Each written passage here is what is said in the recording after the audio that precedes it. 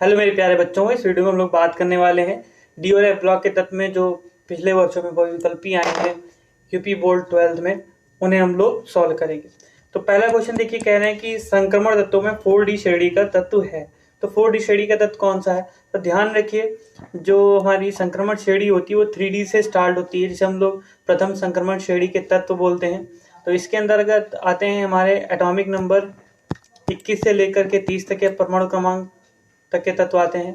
फिर अगर हम लोग बात करें 4D के, तो 4D हमारे आते हैं 39 से लेकर के 48 तक के, राइट। फिर 5D में क्या होता है कि 57 वाला आता है, जो कि होता है LA का, और इसके बाद हमारे पास आते हैं 72 से लेकर के 80 तक के। तो ये हमारे 3D 4D 5D हैं। उसमें पूछ रहे हैं 4D श्रेणी का तत्व कौन सा है, तो जिसका एटॉमिक नंबर इसके बीच में आएगा वो 4D का होगा। तो जो 47 एटॉमिक नंबर वाला है वो कौन सा हो जाएगा? 4D श्रेणी का तत्व, यानी हमारा सेकेंड ऑप्शन क्या हो जाएगा? Correct option. ठीक है, नेक्स्ट सॉल्व करते हैं हम लोग। तो नेक्स्ट क्वेश्चन में देखिए, कह रहे हैं कि निम्नलिखित में से अनुचुंबकीय यौगिक कौन है। तो ध्यान रखिए, अनुचुंबकीय कौन होता है? जिसमें हमें अयुग्मित इलेक्ट्रॉन दिखाई दे। अयुग्मित इलेक्ट्रॉन कैसा होता है? यानी कोई एक अगर कक्षक है उसके अंदर ऐसा इलेक्ट्रॉन दिखाई दे तो वो अयुग्मित इलेक्ट्रॉन होगा।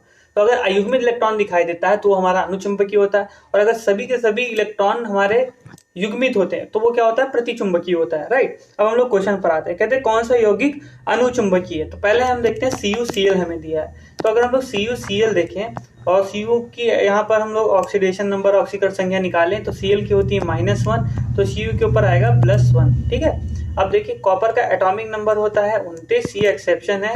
तो ध्यान रखिएगा, ये हमारे पास आता है आर्गन 18 करके, और लास्ट में हमारे पास बचता है, लास्ट वाला ज्यादा इंपॉर्टेंट, उससे ध्यान रखिए 4s1 3d10। तो अगर हम इसके ऊपर एक प्लस लगाएंगे तो ये इलेक्ट्रॉन उड़ जाएगा, हमारे पास क्या बचेगा? 3d10। यानी जो डी हमारे पास कोश है उसमें जो जितने भी कक्षक है उनमें सभी इलेक्ट्रॉन क्या होंगे? युग्मित। 2 इसमें आ जाएंगे, 2 इसमें, 2 इसमें, 2 इसमें, 2 इसमें, तो सभी क्या है? युग्मित है। तो ये क्या हो जाएगा? हमारा प्रतिचुंबकीय। सेकेंड ऑप्शन हमसे कह रहे हैं AgNO3। तो AgNO3, NO3 के ऊपर एक माइनस आता है, नाइट्रेट आयन है हमारा, तो Ag के ऊपर क्या आ जाएगा? एक प्लस आ जाएगा। ठीक है,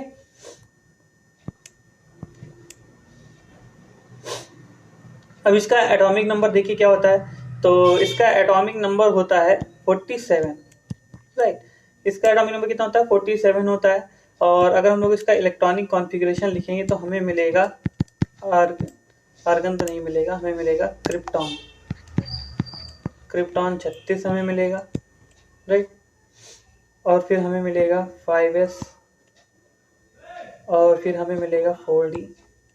तो ये हमारे पास आ जाएगा 36, 10, 46 और एक 47, ये भी एक्सेप्शन है। तो यहाँ पर एक प्लस लगा हुआ है तो ये वाला इलेक्ट्रॉन उड़ जाएगा Ag का, हमें पता जाएगा 4d10। तो D में सभी क्या होंगे? इलेक्ट्रॉन युग्मित होंगे, तो ये भी हमारा क्या हो जाएगा? प्रतिचुंबकीय। नेक्स्ट हम लोग देखते हैं, नेक्स्ट ऑप्शन हमें दिया हुआ है FeSO4। तो हम जानते हैं SO4 क्या होता है? सल्फेट आयन होता है। SO4 के ऊपर 2 माइनस आते हैं, तो Fe के ऊपर आ जाएंगे 2 प्लस, राइट। Fe का एटॉमिक नंबर होता है 26। इलेक्ट्रॉनिक कॉन्फ़िगरेशन लिखेंगे, इलेक्ट्रॉनिक विन्यास, तो हमें मिलेगा आर्गन 18, 4s2 और 3d6। अब 2 प्लस लगे हैं तो 2 इलेक्ट्रॉन यहाँ से उड़ जाएंगे, बाहरी कोश से जाते हैं, चौथा हमारा बाहरी कोश है। ठीक है, 2 इलेक्ट्रॉन यहाँ से चले जाएंगे तो हमारे पास क्या बचेगा? 3d6। अब देखिए डी में 5 कक्षक होते हैं, हमने बनाए 5 कक्षक। अब 6 इलेक्ट्रॉन है, 1 2 3 4 5, और ये हो गया 6, 4 अयुग्मित इलेक्ट्रॉन हमको मिल गए। यानी जो हमारा फेरस सल्फेट है वो क्या होगा? अनुचुंबकीय, क्योंकि इसमें क्या है? अयुग्मित इलेक्ट्रॉन मौजूद है। ठीक है, नया क्वेश्चन हम लोग देखते हैं।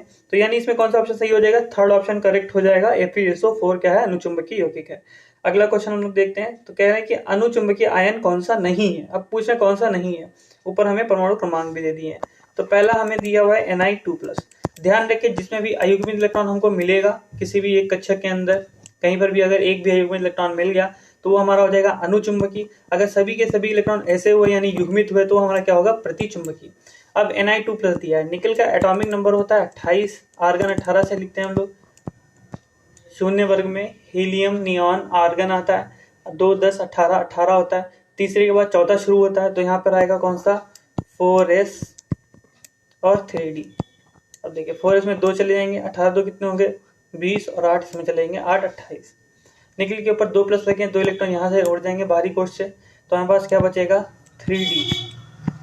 डी में 5 कक्षक होते हैं, तो डी में 5 कक्षक होते हैं, हम लोग इलेक्ट्रॉन भर लेते हैं 8, 1 2 3 4 5 6 7 8, 2 अयुग्मित इलेक्ट्रॉन मिल गए, तो ये क्या है, अनुचुंबकीय। उसमें पूछा कौन सा अनुचुंबकीय नहीं है। अगला हम देखते हैं Zn2+ दिया हुआ है, तो जिंक का एटॉमिक नंबर होता है 30, इलेक्ट्रॉनिक विन्यास हम लोग लिखते हैं आर्गन से, आर्गन 18, इससे पहले वाला शून्य वर्ग का तत्व यही आता है, तो हीलियम नियॉन आर्गन हो गया, चौथा शुरू होगा, चौथे में आता है हमारे पास 4s, फिर कौन आता है 3d, 18 तो 20 हो गया और 10 कितने हो गए 30। अब 2 प्लस लगे हुए हैं तो 2 इलेक्ट्रॉन यहाँ से उड़ा दीजिए, ये 2, तो हमारे पास क्या बचेगा 3d 10, और डी में 5 कक्षक होते हैं, 1 2 3 4 5 6 7 8 9 10, सभी के सभी इलेक्ट्रॉन युग्मित हैं, तो ये हमारा क्या हो जाएगा प्रतिचुंबकीय, यानी ये अनुचुंबकीय नहीं है। तो कौन सा ऑप्शन हो जाएगा, दूसरा ऑप्शन करेक्ट है, यानी ये हमारा क्या है Zn2+ हमारा प्रतिचुंबकीय है, ना कि अनुचुंबकीय। राइट, नेक्स्ट क्वेश्चन हम सॉल्व करते हैं। नेक्स्ट हमसे कह रहे हैं निम्न में से अनुचुंबकीय आयन कौन सा है, तो हमने भी देखा Zn2+ क्या है हमारा प्रतिचुंबकीय है, ठीक है, और अभी हमने देखा कि Ni2+ जो है वो अनुचुंबकीय है। पीछे एक बार देख लेते हैं हम लोग, Ni2+, देखिए यहाँ पे 2 अयुग्मित इलेक्ट्रॉन निकले थे, तो ये क्या हो गया अनुचुंबकीय, तो कौन सा ऑप्शन सही हो जाएगा, दूसरा वाला, यानी Ni2+ क्या है हमारा अनुचुंबकीय है। ठीक है, अगला प्रश्न देखते हैं। कह रहे हैं कि रंगीन आयनों का निर्माण संभव होता है जब यौगिक में विद्यमान होता है।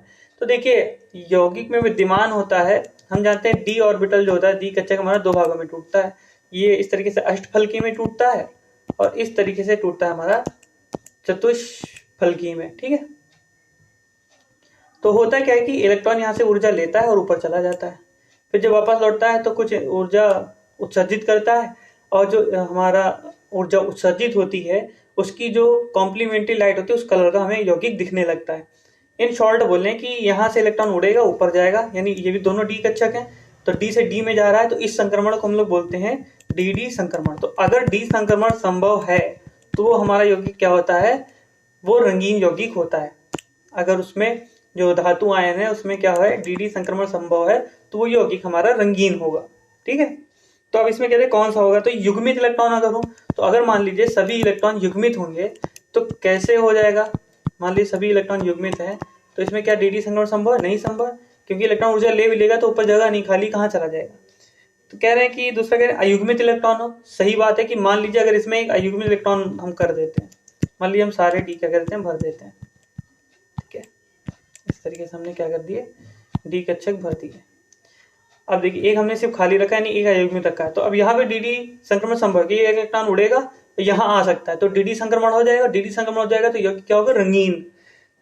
तीसरा कह रहे हैं अनाबंधित इलेक्ट्रॉन जो इनमें से कोई नहीं, तो दूसरा ऑप्शन ज्यादा अप्रोप्रिएट लग रहा है कि अगर अयुग्मित इलेक्ट्रॉन होगा तो यौगिक हमारा क्या होगा रंगीन, यानी सेकंड ऑप्शन करेक्ट हो जाएगा। अगला क्वेश्चन देख, अगला कह रहे हैं छठा, निम्न में से कौन सा रंगहीन आयन है, रंगहीन जिसमें कलर नहीं होगा, यानी जो कलर शो नहीं करेगा, कलरलेस होगा, सही जाहिर सी बात है, तो यानी जिसमें डीडी संक्रमण नहीं होगा, डीडी संक्रमण नहीं होगा तो वो हमारा क्या होगा रंगहीन होगा। जैसे हम लोग देखते हैं पहला ऑप्शन दिया हमें Cu+, तो कॉपर का एटॉमिक नंबर होता है 29, ध्यान रखिएगा ये हमारा एक्सेप्शन है इलेक्ट्रॉनिक विन्यास में। आर्गन 18 हो गया, 4s1 होता है, 3d कितना हो जाता है 10। कॉपर के ऊपर एक प्लस लगा हुआ है, तो अगर हम एक प्लस लगाएंगे तो एक इलेक्ट्रॉन यहाँ से चला जाएगा, हमें हमारे पास मिलेगा 3d10। अब अगर हम लोग 3d10 देखें तो 3d10 में हमें कुछ इस तरीके से मिलेगा 1 2 3 4 5 6 7 8 9 10, ऐसे नहीं भरना चाहिए, एक एक करके भरना चाहिए, लेकिन ऐसे ही भर लेंगे हम लोग, वैकल्पिक करें तो कोई दिक्कत वाली बात नहीं है। अब क्या इसमें डी संक्रमण संभव है, बिल्कुल नहीं संभव। अगर इलेक्ट्रॉन ऊर्जा ले भी ले, इसमें ऊर्जा ले भी ले, तो इलेक्ट्रॉन ऊर्जा लेकर कहाँ जाएगा, ऊपर तो पहले से फील्ड है कक्षक, ठीक है, तो इलेक्ट्रॉन कहाँ जाएगा, तो यानी इसमें डी संक्रमण संभव नहीं है। ध्यान रखिएगा जो D10 होते हैं और D0 होते हैं, इनमें डी संक्रमण क्या है संभव नहीं है, और डी संक्रमण संभव नहीं है तो वो ये रंगीन यौगिक भी नहीं बनाएंगे। तो हमारा कौन सा सही हो जाएगा Cu+, यानी Cu+ क्या है रंगहीन है, तो पहला ऑप्शन करेक्ट हो जाएगा। अगला प्रश्न देखते हैं, निम्न में संक्रमण धातु ऑक्साइड लौह चुंबकीय गुण प्रदर्शित करता है। तो ध्यान रखिए जो क्रोमियम के ऑक्साइड होते हैं वो लौह चुंबकत्व प्रदर्शित करेंगे। कौन सा ऑप्शन सही हो जाएगा, चौथा ऑप्शन क्या हो जाएगा करेक्ट हो जाएगा। नेक्स्ट हम लोग देखते हैं, नेक्स्ट क्वेश्चन कह रहे हैं एक संक्रमण धातु आयन की अधिकतम ऑक्सीकरण अवस्था प्राप्त करने में कौन कौन से इलेक्ट्रॉन मुक्त होते हैं। ऑक्सीकरण अवस्था को प्राप्त करने, जैसे हम लोग उदाहरण लेते हैं Fe का, आयरन का, ठीक है। या उदाहरण हम लोग लेते हैं एमएन का, सबसे अच्छा उदाहरण है। 25 एटॉमिक नंबर होता है, आर्गन 18 मिलेगा हमें, ठीक है। 4s और 3d मिलेगा, 18 2 20 और 5 25। इसकी ऑक्सीकरण संख्या कहाँ तक जाती है? +7 तक। कैसे जा पाएगी? पहले 2 इलेक्ट्रॉन ये वाले उड़ेंगे तो +2 शो करेगा, फिर एक एक करके इसके उड़ते जाएंगे तो +3 +4 +5 +6 +7 तक शो करेगा। यानी एक तो डी वाला जाता है, डी वाला कौन सा होता है? n-1d, और एक तो ns वाला जाता है। तो ये दोनों इलेक्ट्रॉन जब उड़ जाते हैं तो ऑक्सीकरण संख्या प्रदर्शित कर सकता है अधिकतम, ठीक है। तो कौन सा ऑप्शन सही हो जाएगा? हमारा ऑप्शन सही हो जाएगा चौथा वाला, जिसमें दिया ns + n-1d इलेक्ट्रॉन। जब ये दोनों इन्वॉल्व होंगे तब ऑक्सीकरण अवस्था मैक्सिमम शो कर सकता है। अगला क्वेश्चन है, संक्रमण धातु जो परिवर्ती ऑक्सीकरण अवस्था प्रदर्शित नहीं करता है। तो ध्यान रखिए, जो कि D10 वाले होते हैं, इनको हम लोग बोलते हैं non typical transition element, non typical संक्रमण तत्व। कौन कौन होते हैं?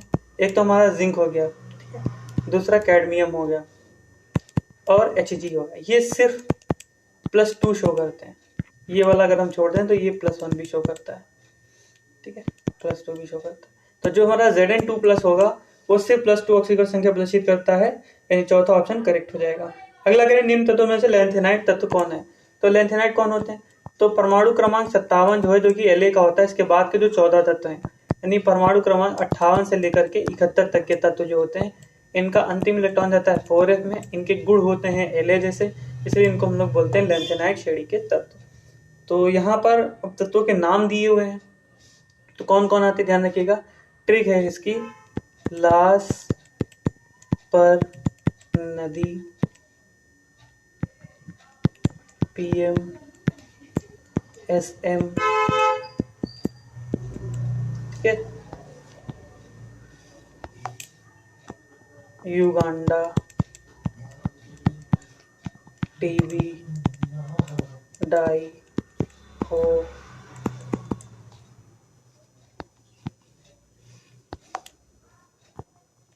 यार, तुम, यब, लो।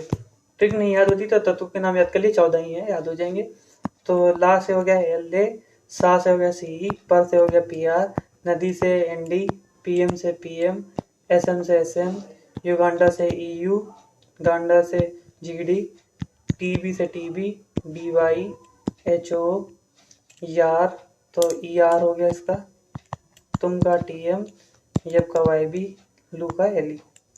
तो इसमें अगर हम लोग देखें तो ये जो Ce दिख रहा है, तो ये Ce हमारा ये क्या है? लैंथेनाइड श्रेणी का तत्व है। C क्या होगा? लैंथेनाइड श्रेणी का तत्व। और बाकी जो यहाँ पे हमें दिख रहे हैं वो क्या है? एक्टिनाइड श्रेणी के तत्व है, ठीक है। तो दूसरा ऑप्शन क्या हो जाएगा? सही हो जाएगा।